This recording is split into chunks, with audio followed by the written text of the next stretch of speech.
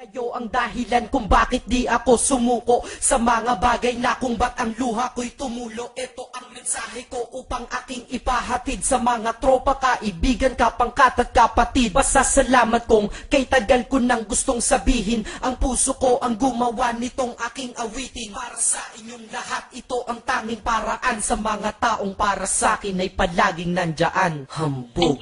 Kayo ang dahilan kung bakit di ako sumuko sa mga bagay na kung ba't ang luha ko'y tumulo. Ito ang mensahe ko upang aking ipahatid sa mga tropa, kaibigan, kapangkat at kapatid. Pasasalamat kong kay tagal ko nang gustong sabihin, ang puso ko ang gumawa nitong aking awitin. Para sa inyong lahat, ito ang tanging paraan sa mga taong para sa akin ay palaging nandyan. Upang ako'y mabigyan ng kalakasan ng loob at manatili na nakatayo at di patataob na kahit na anumang pagsubok na nagdadatingan. Di ako takot pagkat alam kong may malalapitan. Pag ako ay mayroong problema na dinadala, akala ko ako'y nag-iisa, ngunit hindi pala. Alam nyo ba kung bakit?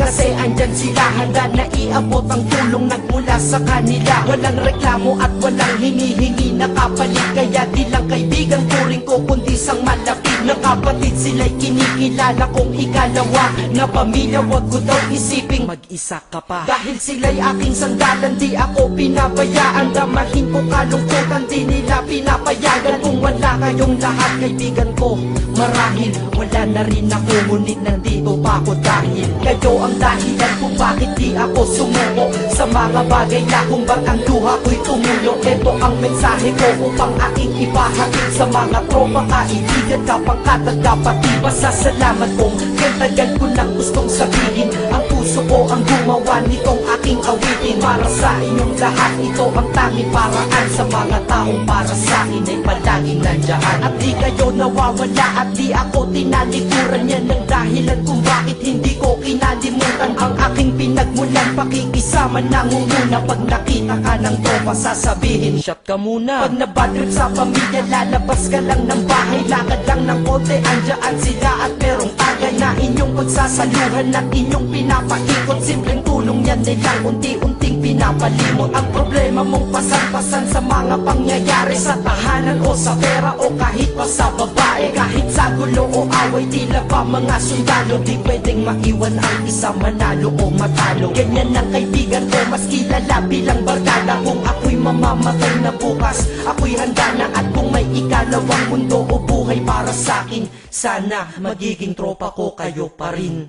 Kayo ang dahilan kung bakit di ako sumuko sa mga bagay na kung ba't ang luha ko'y tumulo. Ito ang mensahe ko upang aking ipahatid sa mga tropa, kaibigan, kapangkat at kapatid. Pasasalamat kong kay tagal ko nang gustong sabihin, ang puso ko ang gumawa nitong aking awitin. Para sa inyong lahat, ito ang tanging paraan sa mga taong para sa akin ay palaging nandyan. Kaya ako'y kontento na dahil kayo'y naging parte ng buhay ko. Sa kabutihan nyo, paano ko gagante? Magtatawagan ng mga tropa, kita-kita lang sa kanto. Pagkatapos didiskarte ng pichelyosi at baso, papaikot ang sombrero para mag-ambag ang tropa. Kahit 20 pwede na, basta lamang makatoma.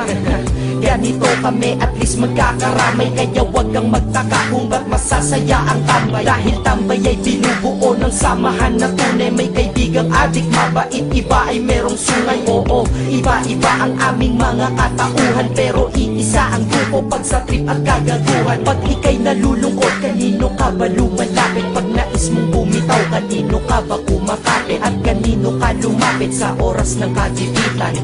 San pa ba?